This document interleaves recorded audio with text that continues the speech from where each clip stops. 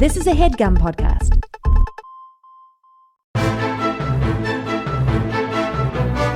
Hello and welcome to the Complete Guide to Everything, a podcast about everything. I'm one of your hosts, Tom. And I am Tim. Tim, I feel maybe my headphones just aren't always plugged in all the way. Maybe you're not. Sounds good today. Sounds great. Oh, it sounds... Oh, wait, what do you mean? The audio. Yeah, it does. Mm-hmm. Clear as a bell. Nice room Clear tone. as a...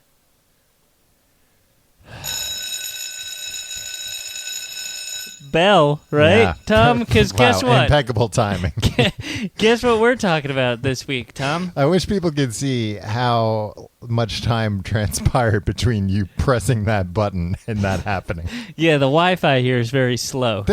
Why is it has something to do with the Wi-Fi? Yeah, it does, because I didn't download... There's a remotely hosted bell sound? Yeah, I didn't download this. It's 99 cents from the App Store.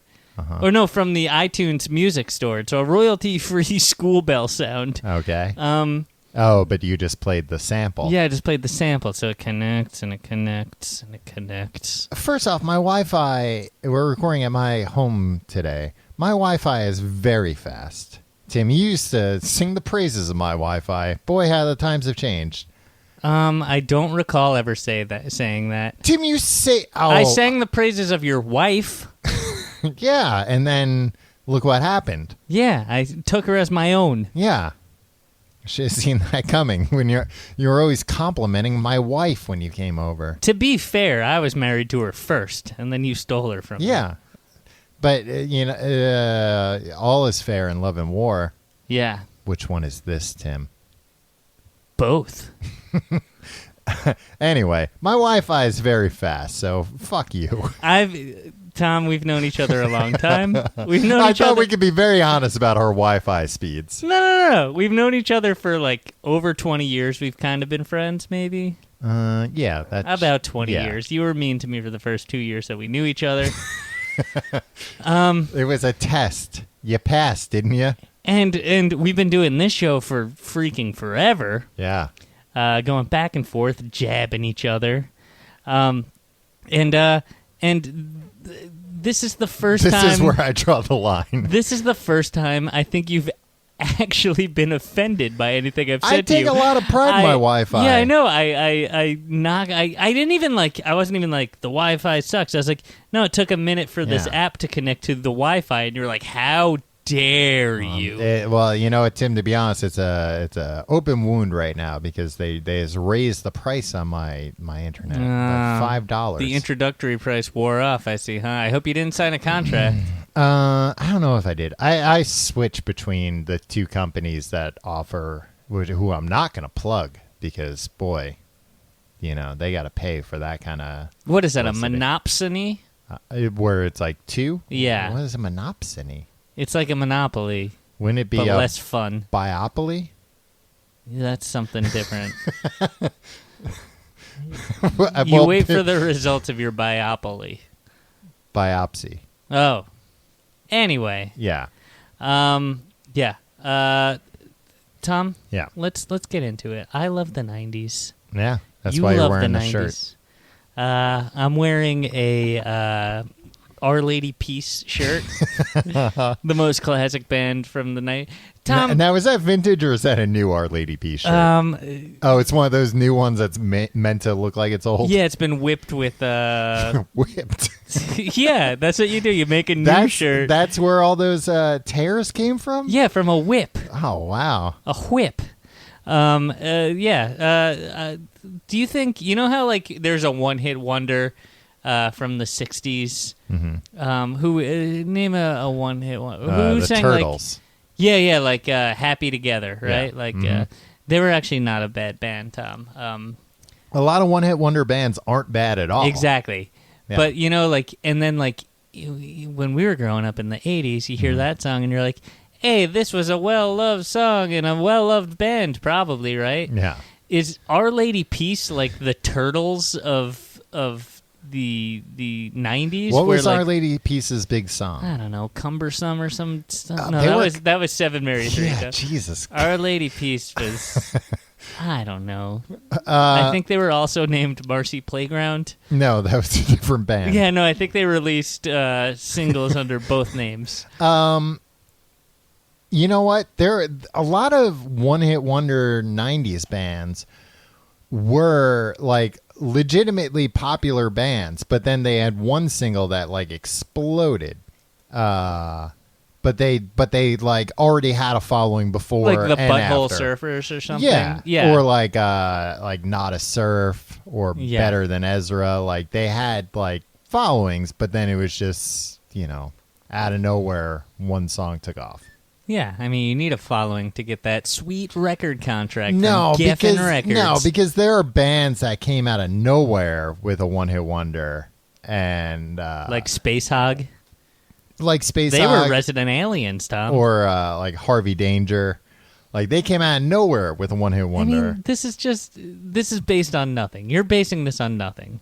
I'm basing it on my encyclopedic knowledge of music. And history. Music that was released between 1994 and the first half of 1997. Yeah. That's my wheelhouse, right? Maybe 93 to 97 to like July 97 when I was like, and that's when like the first Korn record came out or something, and I was like, I'm done with music now. Music's terrifying. Yeah.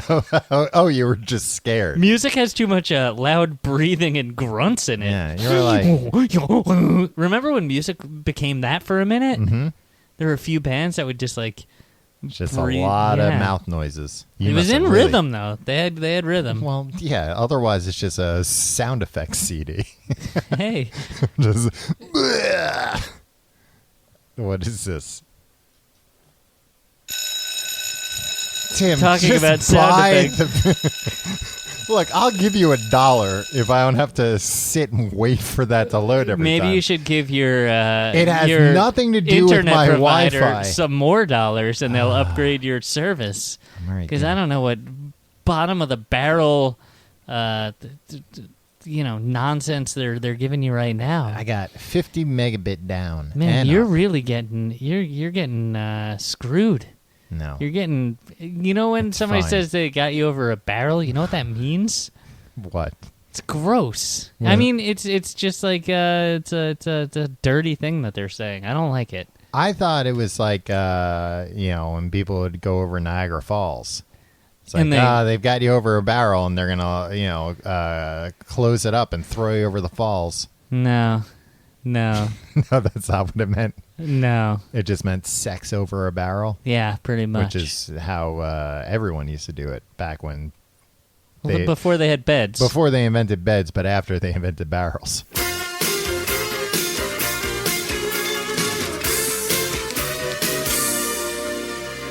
All right, as I was saying, Tom, you're lucky. We've been saved by the... Jesus Christ, stop doing this. Oh, no.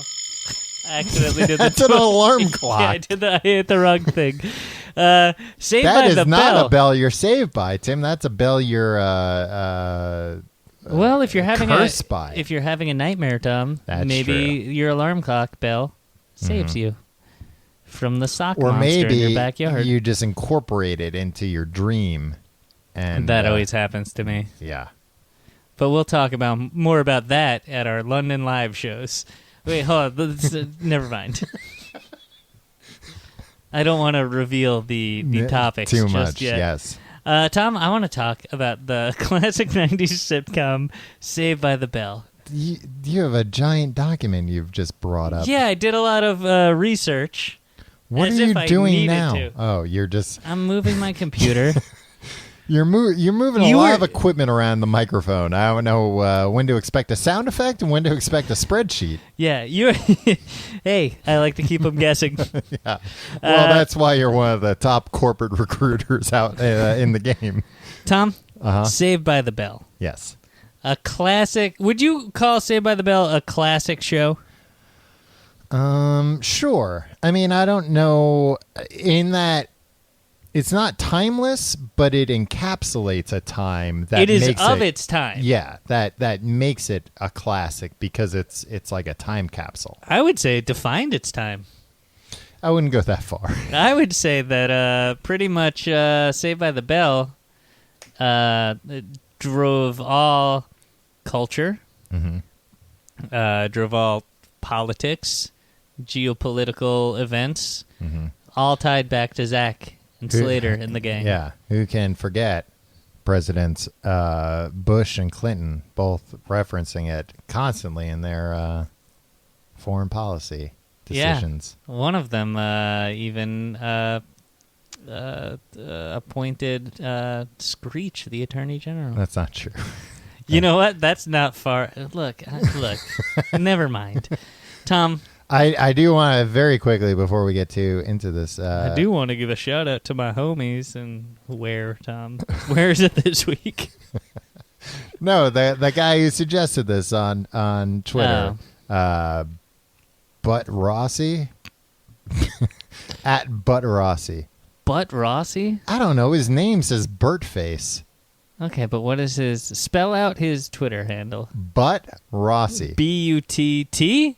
Just one T. Oh, like Butt Rossi. Yeah. He's like he's a guy that's trying to level with Rossi, trying to reason with him. Yeah. Like Butt Rossi. Right. And you can't put commas in Twitter handles, so. Yeah. So I assume that a guy named Rossi is reading. Maybe his name's just Ross I. Like Ross. I Roz from Frasier. Yeah. And just ROS. Trying to reason with Frasier from Roz. Roz from Frasier. Anyway, thank you for suggesting this topic. Yeah. Okay. So many people might not know this. Do millennials know about Saved by the Bell? We're SBTB? millennials. We're old millennials. Yeah. And you might not be a millennial. I am. I don't think on... marketers care about what you think. Well, they should.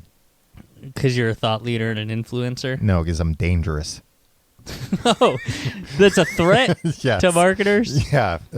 Marketers, consider yourself on warning. Saved by the Bell was an American sitcom on television. Yeah, Tom. I know all this. Yeah, we're telling the people. Oh, you're telling the young millennials. We're telling the global audience, and we're telling the young millennials. Because the young millennials don't know anything that happened before freaking Selena Gomez.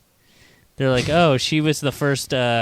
She was the origin of all popular culture, Selena Gomez. Before her, it was just a barren wasteland. Can I say something about Selena Gomez? She's great. I like Selena Gomez. I'm very confused. I mean, now it makes a little more sense, but like years ago when she was like kind of first on the scene, this idea that she was like a big sex symbol when she looked like she was 12 years old. She wasn't, but she looked like insanely young. Yeah. And I just never got when they were like, hey, va va va boom. It's like, nah, this looks like a young woman. Yeah. We live in hell. I don't know what to tell you. Yeah, I guess. I just remember, I forget the name of the movie, but it was like she was opposite Ethan Hawke. And I was like, what? No, She has the face of a literal baby. Yeah, like she looks And this younger man than Ethan Hawke's kids. Looks like a skeleton who is sick. Yeah. Like, not even a regular skeleton. Ethan Hawke looks like a skeleton that's like, yeah, we gave the skeleton syphilis also. You didn't see Ethan Hawke's turn in Valerian, Tim. I didn't. Did he wear some sort of space helmet and have green scales? No. He basically had like the Gary Oldman in Fifth Element. Yeah, Old Man Gary. Old Man Gary. He had the Old Man Gary role from Fifth Element, but in this, where it's like, oh, we're gonna take like a actor who is like versatile but doesn't play like outlandish characters. We're gonna have Ethan Hawke do that, and it was very boring, like the rest of the movie. So what's Tedious. how many stars do you give Valerian? Valerian -1. I give it 5. And you didn't see it, and I anything that made you that unhappy. It's okay in my book. It looked great, and I went into it saying like, you know what, I don't care as long as like the whole thing looks like this, I'll be happy. And the whole thing did look like that, but I was mistaken. You can still make a movie so bad that it's not even fun to look at. Saved by the Bell is an American television sitcom that aired on NBC from, can you guess the years, Tom? 1991 to 1997. Tom, If I were you, I'd go jump down the trash chute, because that's where you belong, in the garbage. Can't fit. I'll help you. I'll push you along with a broom, because it's sick. You're not gonna. You it's need disgusting. more than a broom. You're gonna have to grease me up before. I'll grease you up. I'll fell for my trap. You're always trying to get me to grease you up. Yeah. You're not gonna get me this time. You should be embarrassed. In 1989. That was gonna be my next guess. Much like Taylor Swift's that's when she was titular album. To 1993, Tom. Ran That's 4 what? seasons. 4 seasons? How many episodes did they make? 12. 12 episodes. Wow, that's... I'll tell you. I mean, we're not counting Good Morning, Miss Bliss, right? No. That was like fairly short-lived, too. That was right? 13 episodes. Yeah. 16, 18, 26, 27. They made a good amount. Well, why don't you tell us the number you were counting up? 52, 60, 70, 86 episodes. Yeah, but that's lower than syndication. This is exactly what everybody wanted to hear. Math. Well, Let's hear Tim do math in his head. No, if you're going to make an outlandish claim, people want to, show your work. Yeah. But they bundled it up. What did I say, 86? Yeah. They bundled it up with Good Morning, Miss Bliss. Okay. For syndication. So it brings up to 99. 99. One short. And that's why you never see Saved by the Bell in syndication. It just died. It didn't. All these satellite networks were like, nope, I'm afraid not. It had 4 freaking seasons. Tom, let me ask you about this, and I don't want to talk about this nonsense. We're not getting into it. We're not getting into the freaking college years. Okay. Or Saved by the Bell, the new class. Right. Both garbage shows. But guess what? When the new class ran.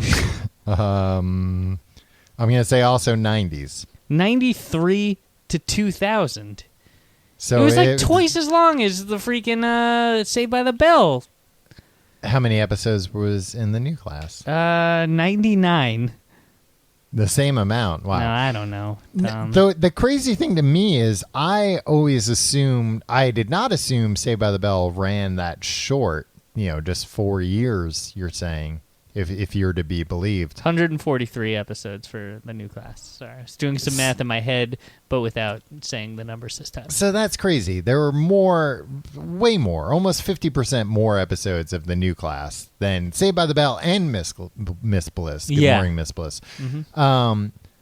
I always assumed, you know what, it kind of makes sense now I think about it, because I always assumed Saved by the Bell was one of those shows where they made a ton of seasons in a very short time, where it was like, oh yeah, it was, in 1 year they made 3 seasons. Yeah, no, they look, Gosselaar needed his rest, man. Mark Paul Gosselaar he lived the life of a pampered baby. No, but it does make sense that they aged naturally in the show, which is very rare. 4 seasons, 4 years to high school. Yeah. They graduated at the end. Granted, they graduated twice for reasons we'll get into. Okay. How about that for a tease, Tom? How about you just tell me what the reasons are now?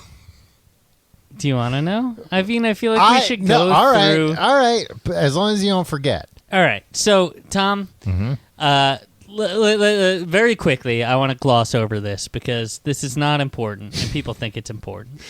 You've got a lot of ground rules about all this. Yeah, I do. Season 1, or before it was Saved by the Bell, season 1, they made a show called Good Morning, Miss Bliss. You just said you didn't want to talk about it. Yeah, I'm going to gloss over it. I said I really didn't want to talk about the new class or the college years. We might talk about Wedding in Vegas and what? In a Hawaiian Style, which are 2 made-for-TV movies. Okay. But if we get to them. If we get to they deserve... Each Saved by the Bell TV movie deserves its own standalone episode, if you ask me. Its own standalone podcast. Yeah. Its own standalone freaking TV show, which I guess they did. Yeah. They aired them all on... They didn't show those in theaters? I bet they did. I bet they had a sad premiere. No, they would have done that nowadays. But back then, I feel like they didn't have the technology. All right, we're getting ahead of ourselves, especially for people who don't know what Saved by the Bell is. It was. How would you describe Saved by the Bell? A teen sitcom. Yeah, it was a high school sitcom. Yeah. Made for not even for teens. I think for a younger audience. I would say from ages 8 to it was like 14 for right? like aspirational teenagers. It's just kind of like, remember when you're 17 magazine, when you were a kid, like all the girls were reading 17 magazine? Yeah, and they weren't doing it when they were 17. No, they were doing it when they were 11 or 12. Right. And they were like, boy, when I'm 17, this is the kind of 17-year-old I'm going to be. Yeah, by the time they were 17, they all had cocaine addictions. Right. They were using 17 magazines to snort cocaine off of. Or even they'd roll it up. Wow, that's a lot. Some of the more big-nosed. Yeah. What? Oh, brother. Tim, it's just a biological fact. If you're snorting cocaine through a rolled-up magazine, you need a big schnoz. So they had there was a cast of characters. They were all teens, like many television shows. You know, as certain TV shows have there's what's called. It wasn't one of those shows with just one character giving a monologue directly to camera. I watch that every night. It's called The 700 Club, Tom, and I love it. It's my favorite sitcom. It's my favorite episodic television show. But one of them, Jessie Spano, played by Elizabeth Berkley. She went in on, and she after Saved by the Bell ended, she wanted to shed her clothes, her good girl clothes that they bought for her on Saved by the Bell. So she did the movie Showgirls. Yeah. And then as they were filming Showgirls, they were making Saved by the Bell Wedding in Vegas, which was like a postscript to the TV show. Right. What year did Showgirls come out? 97? No, it was way before that. Really? Yeah. But so they were filming that, because they were filming that at the same time as they were doing Wedding in Vegas. Right. It came out in 95. Were they filming all this in Vegas? I think so. That kind of makes sense. Because she only appears in one scene at the very end. When they go end. to the strip club. When they go to the strip club. But, like, she had to get time off from filming, like, the raunchiest movie of the 90s to be on the most squeaky clean... a teen TV movie. Yeah. I just thought that was probably a weird day for her, right? Because, like, she probably had the morning on the Saved by the Bell set with her brothers and sisters from high school, from Bayside High. They weren't her brothers and sisters. But, like, they were like a family, Tom. I don't think so. It sounds like they were all, like, being teenagers on the show. Like, they were all banging each other and hating each other. And yeah, like brothers and sisters do. Jeez, Tom. What year was it? Did you find out? 95. 95? Showgirls came out. I think they were filming in 94. Man, that's crazy. Huh. I remember MTV News made a really big deal about it. Yeah, I remember them, like, breaking into other shows. I really got the majority of my news in the 90s from Kurt Loder, John Norris, Tabitha Soren, and a little later, Serena Otchul. And well, much later, Sway. I was off board before Sway and Lala came on. Sway was like the next class. Yeah, and look, I don't like the new class of anything, man. Right. I just remember. I like Tom. I remember. I'm a guy who likes things the way they were. I remember hearing that Showgirls was coming out, and like that was like. Even though as a kid or like a young teen, everybody liked Kelly the best. Kelly Kapowski. Yeah. We haven't gotten to her yet, Tom. No, we haven't gotten to anything. I know. You're too busy talking about pornos. But you're the one who wanted to. You were. I need to obsessively catalog what year each pornographic film came out. No, because I thought it came out later. Oh no! Now I have to reorganize my DVD collection. No, I was just wondering. I'm an OCD pervert. You see. I'm wondering how close I was to 17 if I could have gone to see this NC-17 movie, and I couldn't have. You were but a child. I mean, I wasn't a child, but I was like 13 or 14. Yeah, but they rub it in your face. It says NC-17, no children under 17. It's like, hey, 14-year-old Tom, Boy, you might have a goatee, but you're still a child in the eyes of the law. That's how they marketed the movie, too. This movie will rub it in your face.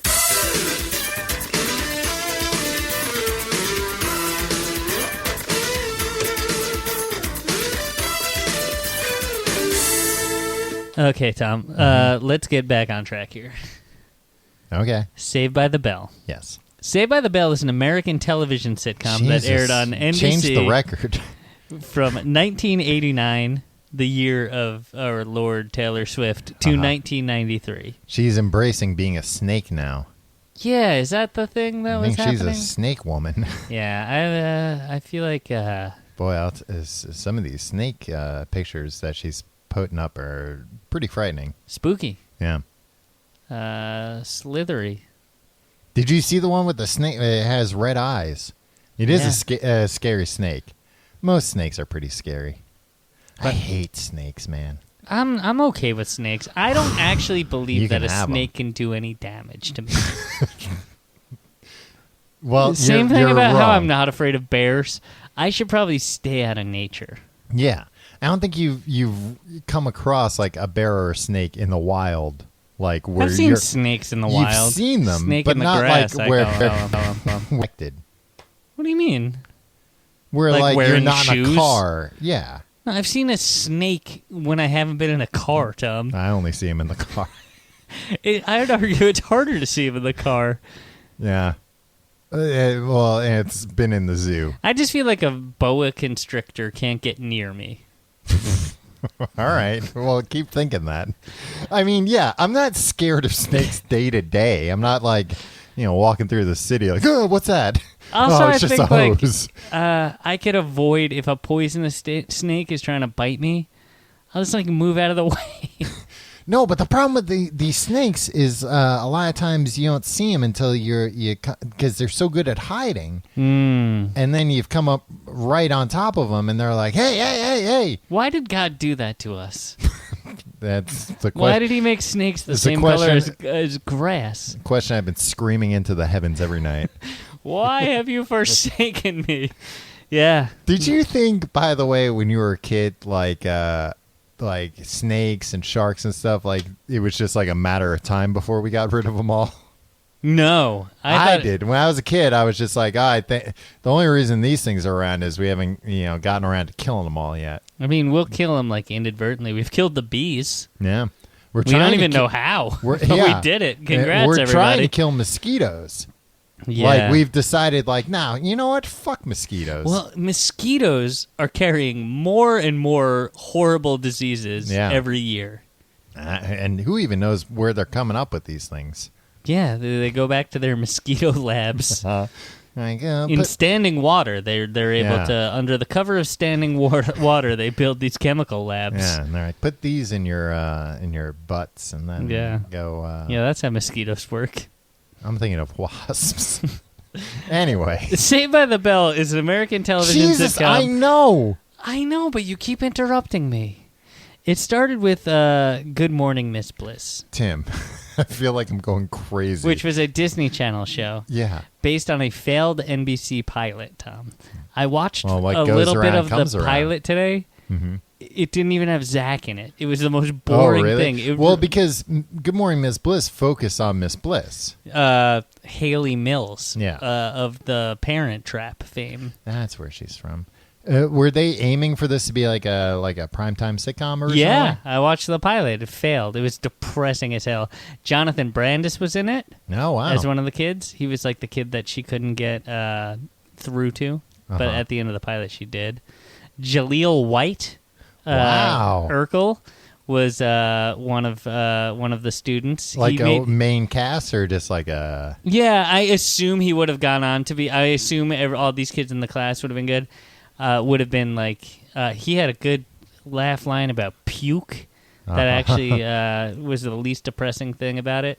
Brian Austin Green was in this. Wow. And it failed. Murderer's Row. You have child actors in 1988, 89 when they made this. And before they hit it big. Yeah, and they were like, this sucks. Give it to the Disney Channel. The Disney Channel bought it, and they were like, okay, here's what we're going to do. We're going to get rid of Jonathan Dang Brandis, Jaleel Home Run White. That was his nickname, because he always knocked it out of the park. He's knocked out of the park. Yeah. And whoever else I said. mean, and by always, you mean once. One time he knocked it out of the park. No, he played Urkel. He played Stefan Urkel. He played Myrtle Urkel. He played Urkel Bot. Yeah. Actually, he didn't play Urkel Bot. He did the voice of Urkel Bot. You don't know that. He also did the voice, from what I understand, of Sonic the Hedgehog. That's true. Why would you not have a talented voice actor do the voice of Urkel Bot? I'm sure Urkel Bot did did I do that? Uh-huh. Right? Uh-huh. Anyway. Yeah. So they made the show, and they were like, get rid of all these kids. We need a guy named Zack. Mm-hmm. And they were like, oh, we found this guy, Mark Paul Gosselaar. He's like a little shithead. He'll be great for it. He's going to be this conniving little guy. Yeah. We need this girl, Lisa, right, who was supposed to be like a stereotypical... Are we allowed to say this phrase anymore? What? Remember when they said Jewish American princess? Uh-huh. Is that a thing anymore? Is that what Lisa Turtle was supposed to be? She was supposed to be... she was rich. A rich... Yeah, just like a rich girl. Yeah, but there was like a stereotypical... But I feel like nowadays they at least shouldn't. I hope they've retired that. Where are you getting this from? Who told you this? No, that was a phrase that they would throw around a lot. On Saved by the Bell? Yeah. I mean, not on Saved by the Bell, because they found an African American to play the part. Mm-hmm. But I read I did a lot of research, and I read an interview with Peter Engel, who created the series. Yeah, I have his book. I haven't read it yet. And maybe in his book he says the character of Lisa was supposed to be a Jewish American princess. She wowed them. And then there was a couple other people. It was about a high school. It was depressing and not good, and it was supposed to focus on the teacher, but why would you have a kid show that focused on the teacher? And so the kids, whatever, it took place in Illinois, right? Whatever, which is a boring. And they realized we could just California. make this about the kids and make it cool. And then NBC was like, Disney Channel, we're gonna take this back from you, put it on Saturday mornings when Tim's watching TV, right? And he'll be all like, "Hey, I wanna see this Zack character." So did it air on the Disney Channel? Good Morning, Miss Bliss. That did, but not. And then NBC was like, "We're gonna retool this and take it back." Okay, that explains a lot, because I remember as a kid, I did not have the Disney Channel, but I would watch. None of us did. I would watch this on because when we were kids, the Disney Channel was like $100 a month to get. It was $100 a month, and all it had was Dumbo's Circus. Do you remember that? Yeah, it's a live-action Dumbo show. What? Oh, I didn't know that. But it was the worst costumes ever. Well, even if they were good, it was pretty great. My babysitter named Cookie had Disney Channel. I got to watch Dumbo Circus once in a while. You had a babysitter named Cookie? She lived right across the street from you, Tom. Oh, wow. Well, I guess I have nothing else to say then. But I remember... As a kid, I was like, yeah, this is the coolest name a babysitter could have. I remember as a kid, I love cookies. Your name's Cookies. I think we'll get along just fine. As a kid, I remember, they would have a Disney free weekend, or you go to a friend's house, they'd have the Disney Channel. Yeah. And seeing Good Morning Miss Bliss and being, very confused. This is almost like the show that I watch. It has some of the same people in it. Except this takes place in Illinois. Yeah. And has this guy named Mikey on it who stinks. Yeah. And everybody's, noticeably younger. Yeah. No. Well, as a child, you can be forgiven for not figuring that out. For not knowing the corporate back machinations, and forth. Yeah. So anyway, so they rebooted it. They got rid of half the kids. A soft reboot. But they now made it take place in California, baby. The fictional town of Bayside. Like Southern California. Yeah. Sunglasses and... the beach, surfboard, skateboards. Neon colors. And they kept Zack, played by Mark Paul Gosselaar. They kept Lisa. They kept Screech, who was the nerd. But then they were like, we're going to add this AC Slater fella into he was supposed to be an Italian stallion. He was supposed to be a Vinnie Barbarino. He was supposed to be an Arthur Fonzarelli. But then they couldn't find an Italian, find one. They couldn't find a good actor. Right. And then so they were like, calling all the races. And Mario Lopez walks in, and they're like, we're going to get him. And hey, he's got an Italian first name. Yeah, it's true. Yeah. Close enough. Yeah. So and thus Albert Clifford Slater. Yeah. Albert Clifford AC Slater was born. And then they got Jessie Spano, who was a feminist. Yeah. And that was her whole thing. She just said chauvinist pig a lot. Yeah, but then, she was still going home with AC Slater at the end of the night. Yeah, because he would call her mama. Which she loved because she was a feminist. Right. And then the creme de la creme. Kelly Kapowski. Yeah. The head cheerleader. Of Polish descent. Yeah, she was Bayside High's it girl. Yeah. Do you think she was weirdly sexualized the way that if you had asked 12-year-old Tom, not nearly enough. But if you had asked me now, yeah, probably. I don't know if it was weirdly sexualized. In what way?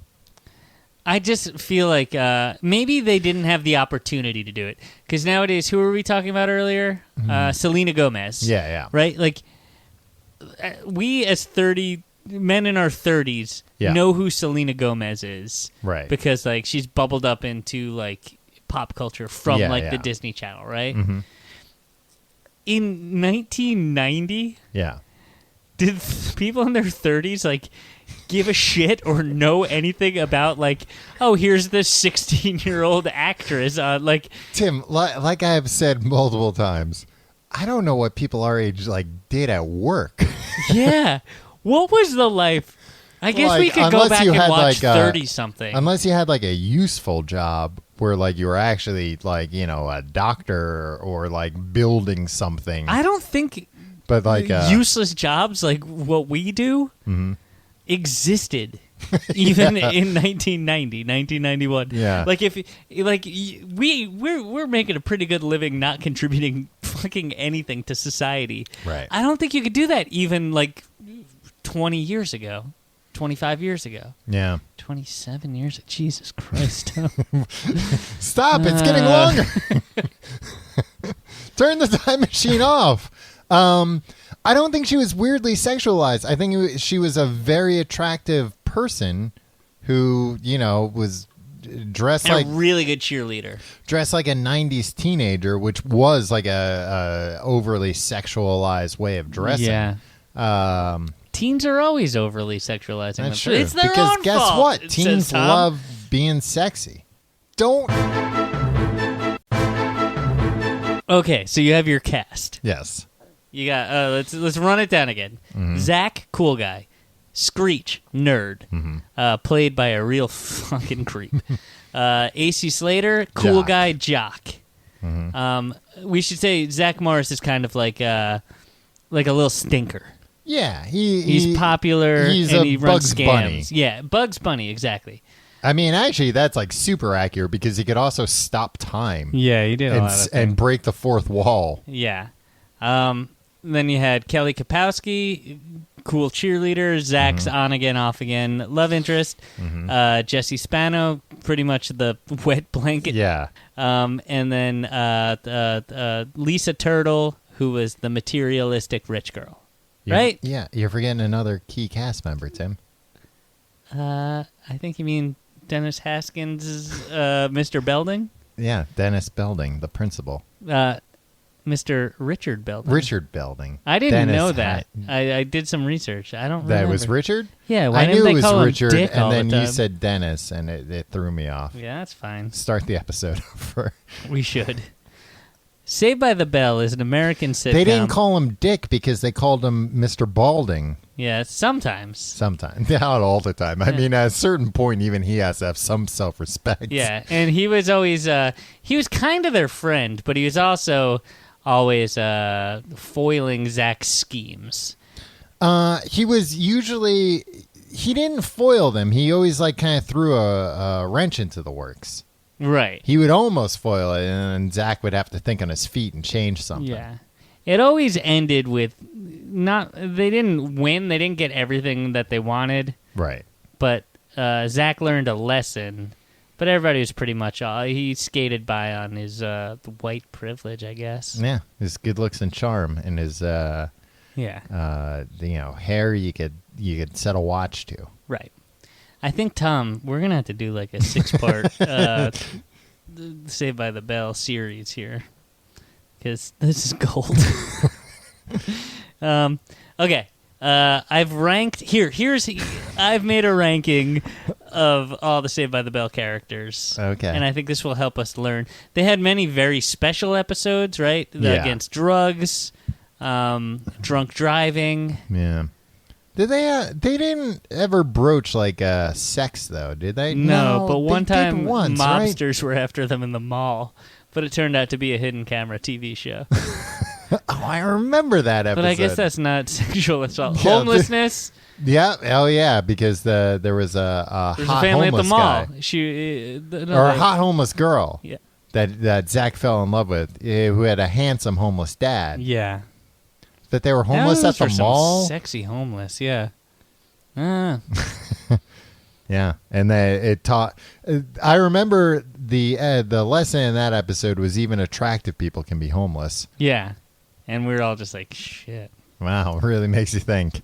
Yeah, I gotta recalibrate the way I think about who. But then, can be homeless. presumably that family just got sent away. They never appeared again. No, they were in one episode, and then they were like, I think the episode literally ended with chased the out of gang town. being like, well, I think we're going to be friends for a long time. Yeah. And you're like, oh, maybe once in a while I'll see that girl, in the hallway in the background. Nope.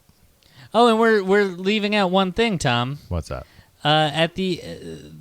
So for the 4th season, this is why they had 2 graduations. Okay. 4th season, they did a 13-episode season.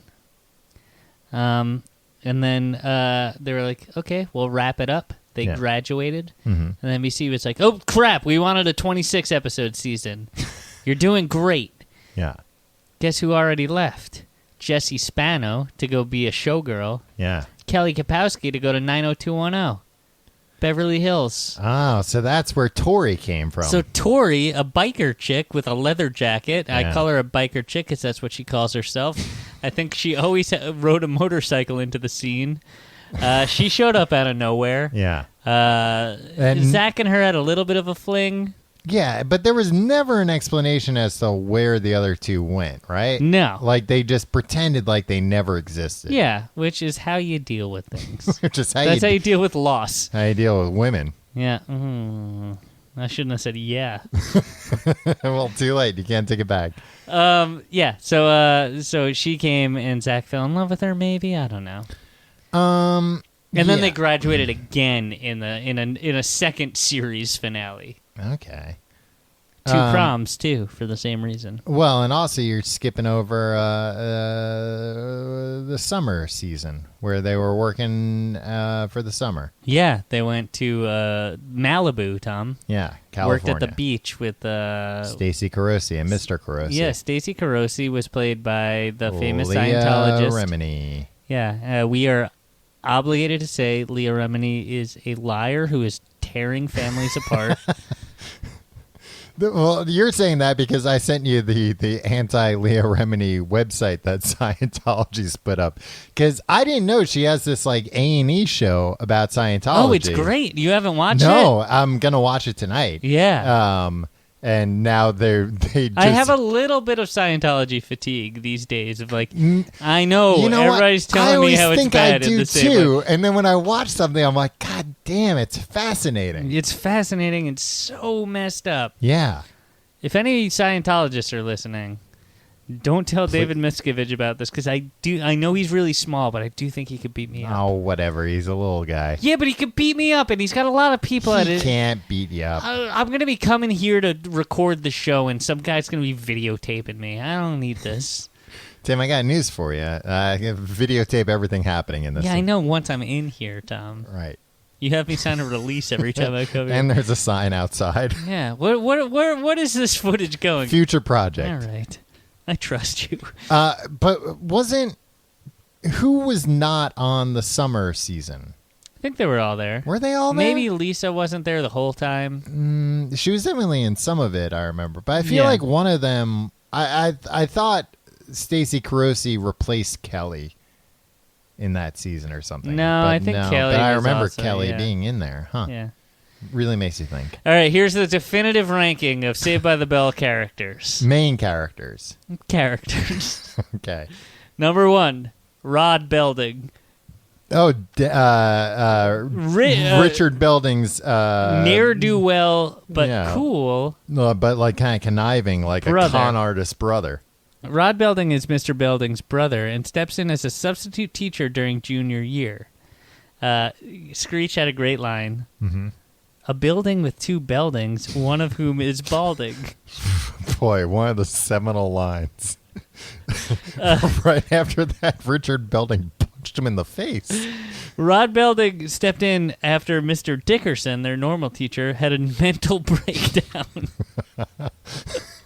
Right, which was, can you played do that? for laughs. Yeah, can you do that on children's shows these days where it's like, the teacher had a mental breakdown and everybody goes like, we drove him to that. Yeah, I mean, you can't do it for... Which teacher was that? That wasn't the nerdy guy, right? No, I don't... He might have just been like... We never saw him. But I'll tell you what... He initially makes a hip impression on the students because of his happy-go-lucky attitude, world-weary demeanor, and tales of defying authority in schoolwork. Basically, everybody thought he was so cool, and everybody was like, screw you, Principal Belding, you idiot. We like teacher Your Belding. brother, he had long hair, he had long locks. Yeah, which was the style at the time. Then he promised he was going to take him on a rafting trip. Yeah. But he ditched them. And then Mr. Belding, the principal, took them. And then Zack said at the end, we got the better Belding. Huh. Really? And was Mr. Belding there at the time? Yeah, because Mr. Rod Belding came up to his principal brother and said, I have to bail on the trip because I have to meet a stewardess named Inga. Nice. In the 90s, they talked about stewardesses a lot. Constantly. Like 90s sitcoms. Also, okay, wait, can I say one thing? Okay. Saved by the Bell had very lazy writing. No. You can't say that. Take it back. But there are all these internet theories about the relationship between Good Morning Miss Bliss and Saved by the Bell. Right. Because Good Morning Miss Bliss had Mr. Belding, Zack, Screech, and Lisa, and the same but took place like sets 1,500 miles away. in Illinois. Yeah. And then they retooled it, and then everybody's like, oh, here are some fan theories, and like actually we think the writers were trying to say that like Zack, because in Saved by the Bell, occasionally broke the fourth wall and like stopped time, just to be like a fun kid show or whatever. Right. But they're like, that means he's like he's like He's in an a alternate wizard. universe, or is in like or he's a time traveler or whatever. Yeah. And people mistakenly think this he's thing the like doctor from Doctor Who. Yeah, like these guys are like these guys working on a Saturday morning sitcom. The writers are like coming up with these like insane Fantastical. worlds when really it's just like they wish they were writing like Murphy Brown at the time or something, Right. or they're like so coked out of their minds that they're unemployable anywhere else. Yeah. So maybe they did like come up with. I like things like that. I hate stuff like that when people are like, or just like. Or, I mean, like, as long as you don't take articles, it too seriously. Clickbait articles are like, yeah, but how do you explain this? I'll tell you how you explain this. Some friggin' executive from NBC was like, get that show back, but get this idiot off there because they don't test well and cast this person. The explanation is that everybody who worked on that show thought kids were idiots. Yeah. And they were right. Yeah. It's fine. I don't like when people break down how bad the writing was. It's like, yeah. Guess what? But you loved it when you were a kid. Number 2, best character. But before you get to number 2, Tim, we should use all the resources we have available to us, which are limited. Get a meeting at Netflix and pitch them a reboot that focuses on the Belding brothers. Oh, man. It is you know like who a would definitely real be? Gritty, like... Dennis Haskins will do anything well, no, you I ask don't want for. him in it. This has to be like a prequel series or something. Dennis Haskins, who played Mr. Belding, is still doing college tours. He's the one guy that was on like all episodes of the new class and like Screech. Presumably, if he had half a brain, he would have been like set for life just on residuals and right. Yeah, I don't know. Like even making like Scale. Yeah. No, I think he just likes the attention from young people. Yeah.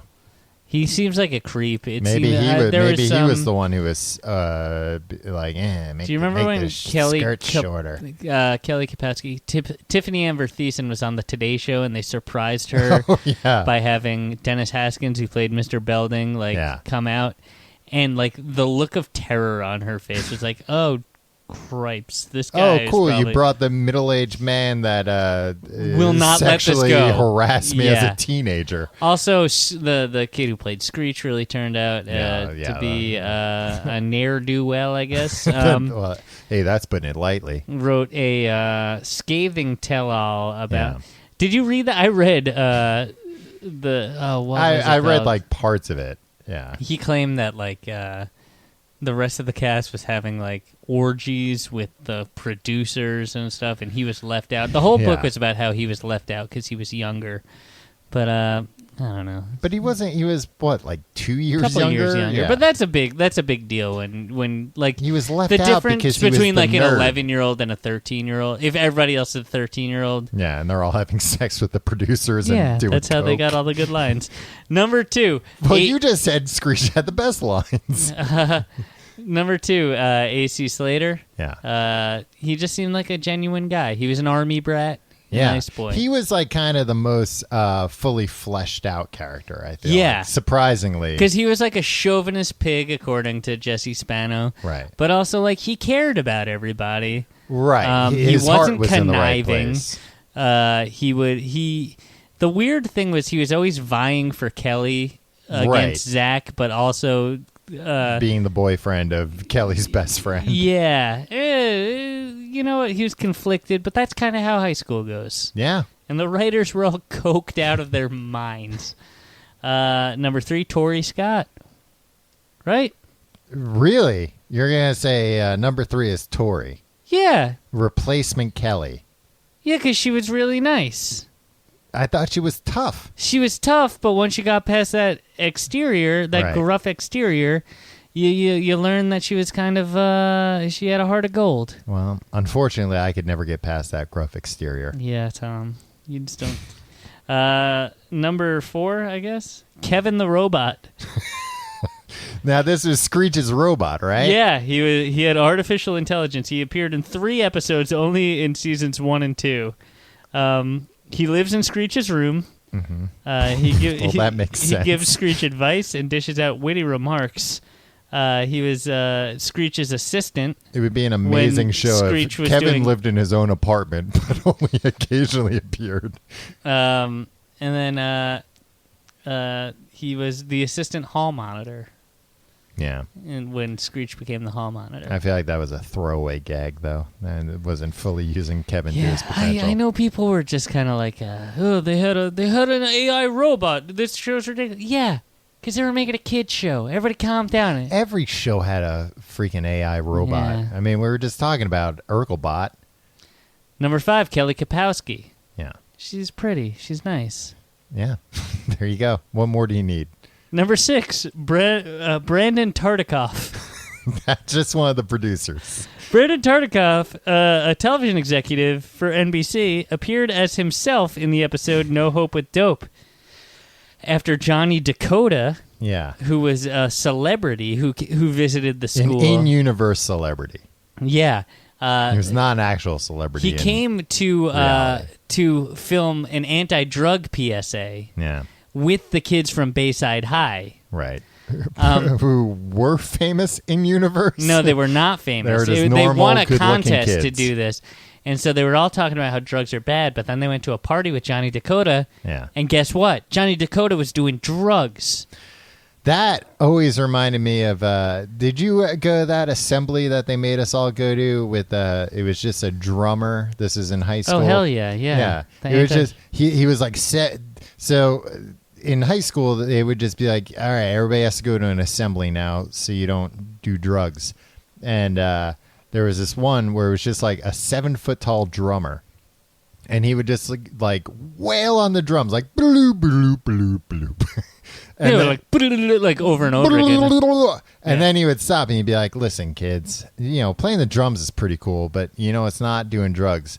One time I was at a party with Kurt Cobain and everybody, that was like I remember high-fiving the person next to me. It was like, what? Yeah. This guy was at a party with Kurt Cobain.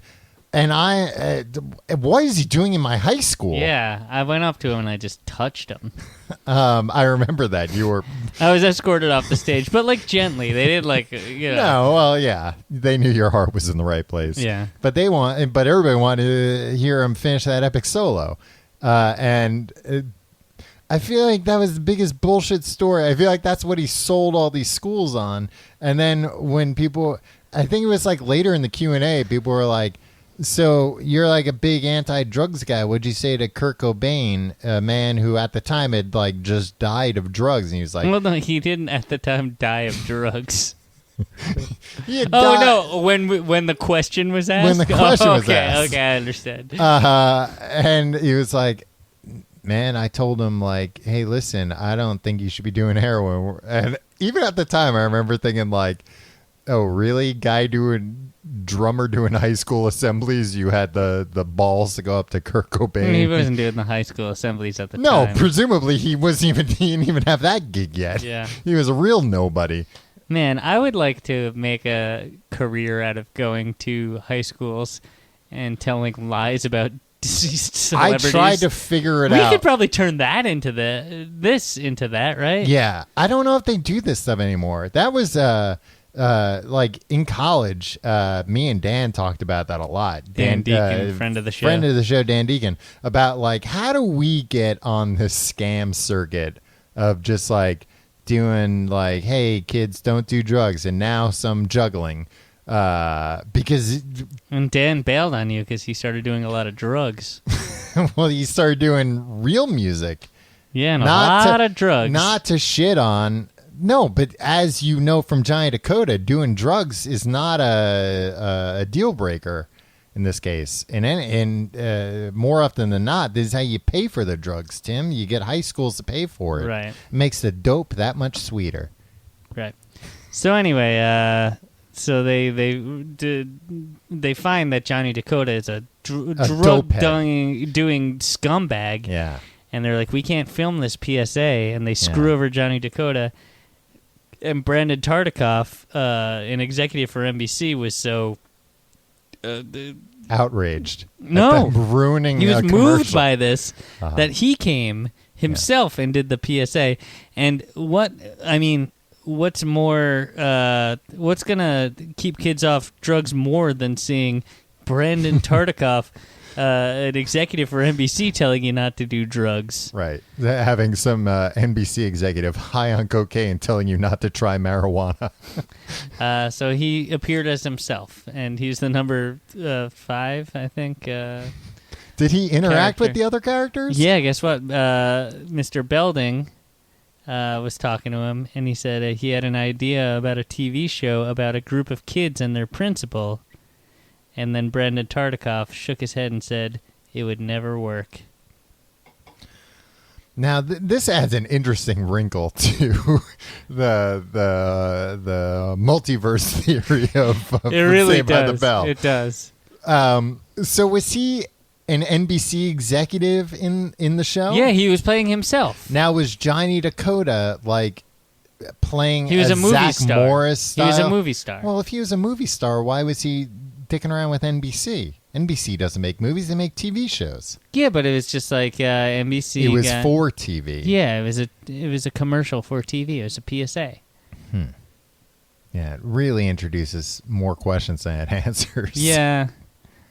That was number 6. Okay. It's a bad show, Tom. Number 7, Johnny Dakota. Yeah, the drug head. Yeah, he was a movie star. Now, it was just like they went to a party and he had marijuana, right? Yeah. But, like, he had it. He like, pulled it out of his pocket. Yeah, I think he smoked it, too, out of a pipe. Out of a smoking pipe. Out of out of a water pipe, if I recall correctly. Was it? Oh, if it was no, like they didn't have a bong. That would have been something else. No, they were like I feel like very it special shows it was always doobies. Yeah, the very special episodes never went far. Like they would never teach you what a bong was. Right. The same way, like they had a drunk driving PSA episode, and they didn't teach you how to drunk drive. No, but they had them drink beer. Moose, the jock, came into the party and said, "The beer is here." Yeah. And then they were all driving home. And the reason they crashed is because they were all singing Wild Thing in the car. They were like, Wild Thing! But they were drunk. Yeah. Okay. But like it was like, yeah, that's what kids in 1993 were doing. High school seniors getting drunk and singing Wild Thing. Yeah, and that's what led to the crash, not like somebody falling asleep at the wheel. Slow reaction times. Number 8, Lisa Turtle. She had so many clothes. She did. You know what? I remember when they like. Well, I guess it was more than teased because they kissed, her and Zack. Yeah, they were best friends. Yeah, which I never bought. Yeah, they said that at the beginning of that episode, but never really. It was like, really? I don't think these two have talked before. But I like the. She was with them back in Illinois when they. It's true. I guess her family did move with his family. The idea of betrayal that introduced to Screech, but then the idea of like, Screech, Lisa's not your property just because you like her. Yeah. She's told you she has no interest. She said it like really mean a million times. Yeah. You go home and fuck your robot, you idiot. Next on the list, Max. He was a magician who owned the Max. Oh, why is he so far down the list, Tim? I would assume Johnny Dakota had to needed a spot, and Brandon Tartikoff. Well, in my book, magicians go first. And he was only in 20 episodes. How many were you in?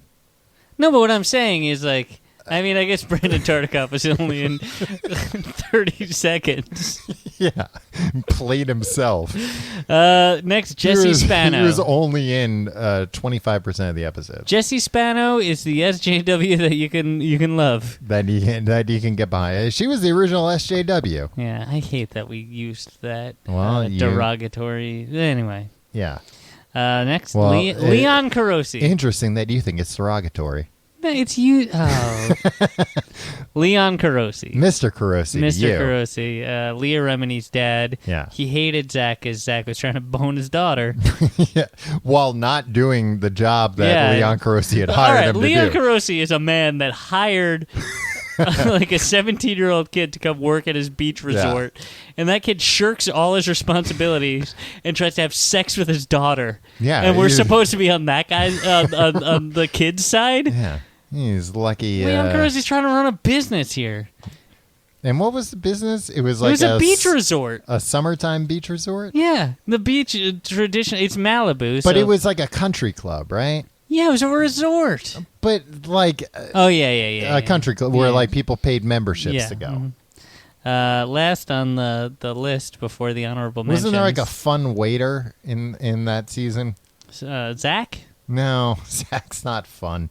I hated Zack. Last on the list of good characters, Samuel Screech Powers. Yeah. He was a good kid. The person who played him was a scumbag, but let us not Right. Conflate the character. Yeah, the character with the sins of the actor. Honorable mention: Zach Morris. He's kind of a shit, Yeah. but like I like Bugs Bunny, Yeah, that's true. so like you know what, like Zach. There's some problematic stuff there. Mm-hmm. I don't want to like it that much.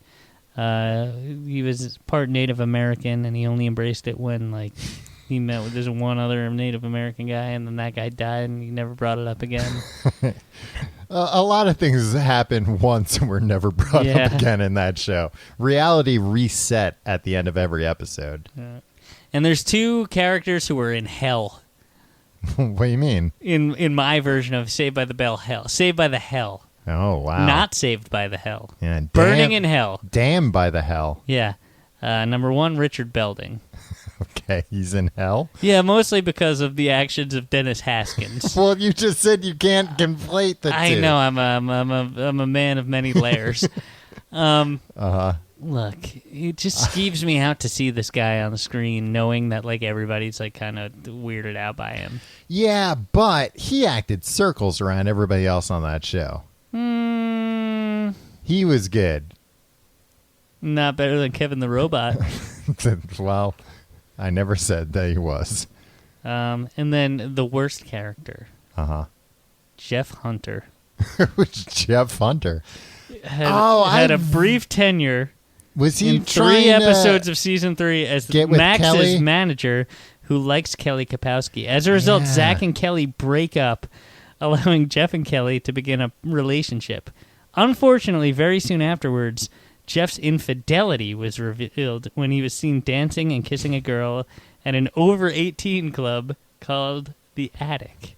Do you remember? Oh, yeah, I It was remember. an over-18 club, and they all got fake IDs to go. Yeah, they all got fake IDs that said they were 18. So But they Jeff could- Hunter broke up freaking Zack and Kelly, and I'm Yeah. supposed to be okay with that? I don't think they ever expected you to be. I remember because that was like my first time I was introduced to the idea of like like there's going to be older creeps trying to go out with high school That girls. was actually a pretty well done arc. Yeah. Like it was kind of like heartbreaking. Like Right. Zack, like it was nice to see Zack get his fucking comeuppance. Yeah. But like, but it was like, oh man, like it kind of felt like what like a bad breakup does feel like. Well, and it was just kind of like, Zach's unhappy. Kelly got her heart broken, and who cares about this guy? But it's just like, there's just like a shitty situation all around. But it like never occurred to me as like a young teenager.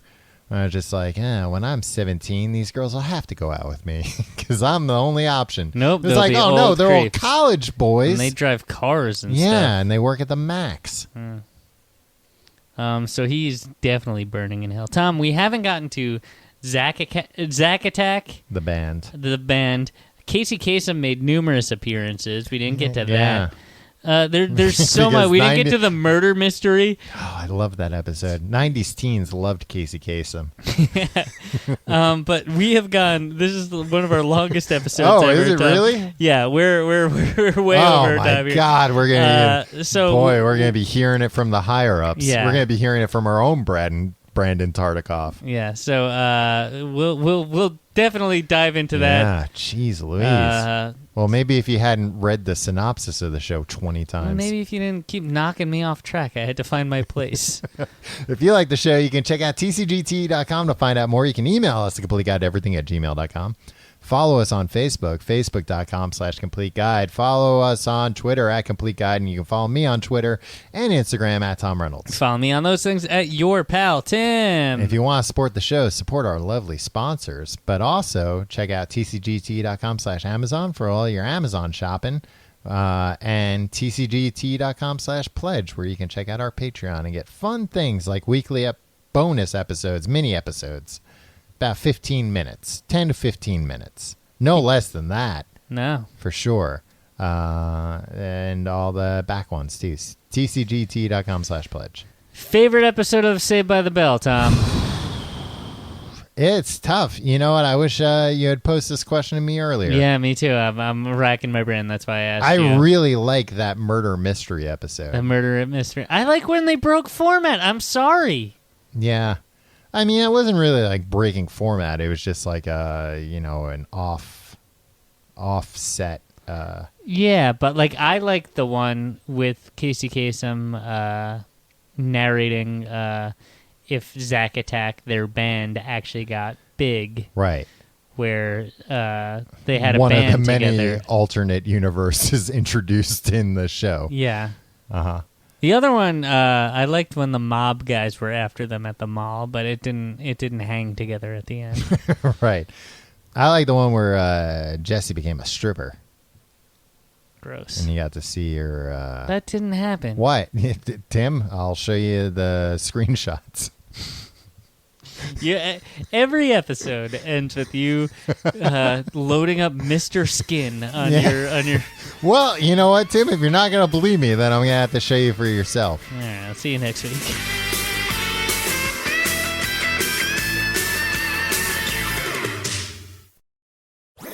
That was a HeadGum podcast.